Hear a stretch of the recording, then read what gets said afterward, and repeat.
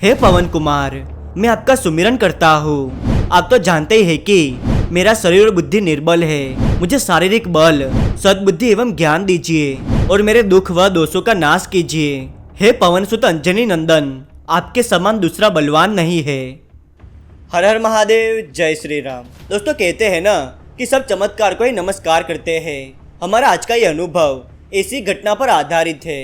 जिन भक्तों को प्रभु पर और उनकी शक्तियों पर विश्वास है, उन्हें तो पता है कि प्रभु मुसीबत आने पर अवश्य आते हैं। लेकिन क्या हो जब प्रभु का ये चमत्कार कोई ऐसा व्यक्ति देख ले जिन्हें ऐसी बातों पर विश्वास ही ना हो, तब आप समझ ही सकते हैं कि उसका क्या रिएक्शन होगा। नमस्कार दोस्तों, मेरा नाम है विवेक और स्वागत है आपका विवेक क्रिएशन स्टोरीज में। इन भक्त का नाम रौनक जी है और ये बहुत ही नामी डॉक्टर है। ये अहमदाबाद के रहने वाले हैं और इन्होंने आप सभी के लिए एक स्पेशल मैसेज भेजा है जो मैं आपको वीडियो के आखिर में बताऊंगा। आइए आगे कहानी इनके नजरिए से शुरू करते हैं। नमस्कार, मेरा नाम रौनक है। मैं पेशे से डॉक्टर हूँ। दिन भर में ऐसे मरीजों से मिलता हूँ जिनके बारे में कोई सोच भी नहीं सकता। मैंने अपने जीवन में बहुत केस हैंडल किए हैं और बहुत सी बीमारियां भी देखी है, लेकिन एक केस ऐसा मैंने अपने जीवन में देखा जिसके बाद मेरा नजरिया ही बदल गया और मैं श्री हनुमान जी की भक्ति करने लगा। आज भी मैं कभी परेशान हो जाता हूँ तो प्रभु का नाम अपने आप मेरे मुंह पर आ जाता है। ये बात 2003 की है, जब मैं MBBS की पढ़ाई कर रहा था। तब एक रात को करीब 3 बजे के आसपास मेरे कजिन का कॉल आया। उसने मुझे कहा कि अभी के अभी तू घर आ, बहुत बड़ी इमरजेंसी है। तुरंत मैंने अपनी कार निकाली और उनके घर पहुंचा। मेरे साथ पापा भी थे। उनके घर पहुंचने में करीब पौना घंटा लगा। जब हम वहां पहुंचे तो वो दृश्य देखकर हमारी आंखें फट गई। मैंने देखा कि मेरी कजिन वैभवी फर्श पर लेटी हुई थी और जोर जोर से चिल्ला रही थी। मैंने तुरंत उसके पास जाकर उसकी पल्स चेक की। उसकी पल्स बहुत ही तेज चल रही थी। नॉर्मली इंसान की पल्स इतनी तेज नहीं चलती। मैंने सबसे पूछा कि क्या हुआ है। तब मेरे कजिन सक्षम ने कहा कि ये अपने दोस्त की पार्टी से जब से आई है तभी से अजीब हरकतें कर रही है और जब बात इतनी आगे बढ़ गई तो मैंने तुझे बुला लिया। मैंने सबसे कहा कि शायद इसे पैनिक अटैक आया है, इसीलिए हमें जल्दी इसे हॉस्पिटल ले जाना होगा। हम उसे अहमदाबाद की सबसे बड़ी हॉस्पिटल में लेकर आए। मैं उस हॉस्पिटल का नाम गुप्त रखना चाहता हूँ। वहाँ के डॉक्टर्स को मैं जानता था। उन्होंने वैभवी का फुल बॉडी चेकअप किया, लेकिन रिपोर्ट्स में सब नॉर्मल आया। उन्होंने भी कहा कि इसे शायद दौरा पड़ा होगा। हॉस्पिटल में वो एकदम शांत थी, लेकिन मैं आपको ये बताना चाहता हूँ कि वैभवी बहुत ही हेल्दी थी। उसे कभी कोई दौरे नहीं पड़े। लेकिन अब गड़बड़ तब शुरू हुई जब हम उसे दोबारा घर लेकर आए। हमने उसे कमरे में सुला दिया और मैं बाहर सबको समझाने लगा कि वैभवी जल्दी ठीक हो जाएगी। मैंने ऐसा कहा ही कि अंदर से वैभवी की चीख आने लगी। हम जब उसके कमरे में गए तो वो एक कोने में बैठी हुई थी। हमने उससे बहुत पूछा कि क्या हुआ, तुम क्यों चीखी, लेकिन वो एकदम सुन्न हो गई थी, कुछ भी नहीं बोल पा रही थी। मैं उसे बातें करने लगा ताकि वो थोड़ी रिलैक्स हो जाए। मैंने इस बार अपने प्रोफेसर से बात की। तब उन्होंने कहा कि कई बार हेलुसिनेशन की वजह से ऐसा हो सकता है।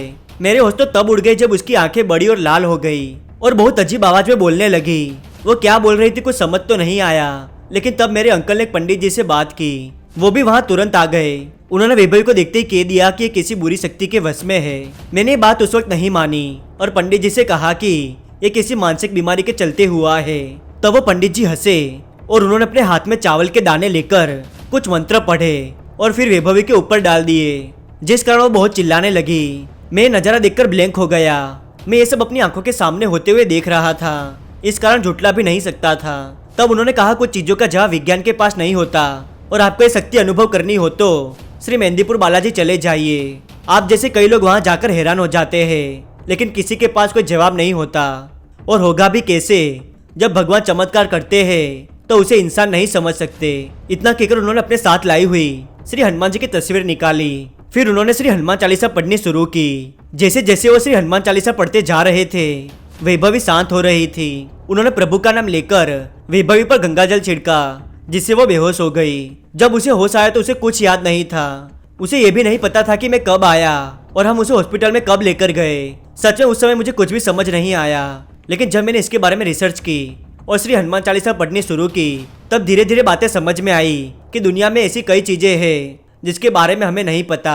उस दिन के बाद से मैं प्रभु की शक्ति को जान गया और इस बात से ज्यादा आश्चर्य हुआ कि सिर्फ हनुमान चालीसा पढ़ने से इतनी परेशानियां दूर हो जाती है तो स्वयं प्रभु का आशीष मिल जाए तो क्या ही कहने। दोस्तों, रौनक जी का स्पेशल मैसेज ये है। मैं उन पंडित जी की बात सुनकर श्री मेहंदीपुर बालाजी गया था और वहां जाकर मुझे ऐसा लगा जैसे मैं अलग ही दुनिया में आ गया हूँ। जैसा वैभवी के साथ हुआ था वैसे वहां पर बहुत सारे लोग आए थे और सबका इलाज अपने आप हो रहा था। उसके बाद में श्री सालासर बालाजी और श्री कष्टभंजन हनुमान जी के मंदिर भी गया और उसके बाद से जब भी मुझे समय मिलता है तो मैं ऐसी चीजें एक्सपीरियंस करता हूँ और प्रभु के और करीब जाने की कोशिश करता हूँ। जय हो श्री हनुमान जी की। मैं सबकी ओर से रौनक जी का धन्यवाद करता हूँ कि उन्होंने समय निकाल कर हमें यह अनुभव भेजा। दोस्तों ये पिछले वीडियो के कमेंट्स जो मुझे बहुत अच्छे लगे। और अब आ रही है आज के सवाल की। आपको श्री हनुमान जी के अन्य 3 नाम बताने हैं। आपको इसका जवाब अवश्य देना है और आपको प्रभु का ये अनुभव पसंद आया हो तो इस वीडियो को लाइक कर दीजिए और चैनल पर नए हो तो इसे सब्सक्राइब जरूर कीजिएगा। और आप मुझे अपना अनुभव बताना चाहते हो तो vivekcreationstories@gmail.com पर बता सकते हैं। कमेंट्स में प्रभु का नाम अवश्य लिखिएगा और हो सके तो इस वीडियो को अपने परिवार वालों और दोस्तों के साथ जरूर शेयर कीजिएगा। इंस्टाग्राम पर फॉलो करना चाहे तो लिंक नीचे डिस्क्रिप्शन में दिया है। मिलते अगले वीडियो में नई कहानी के साथ, तब तक के लिए धन्यवाद। जय बालाजी महाराज। जय हनुमान जय हनुमान जय हनुमान।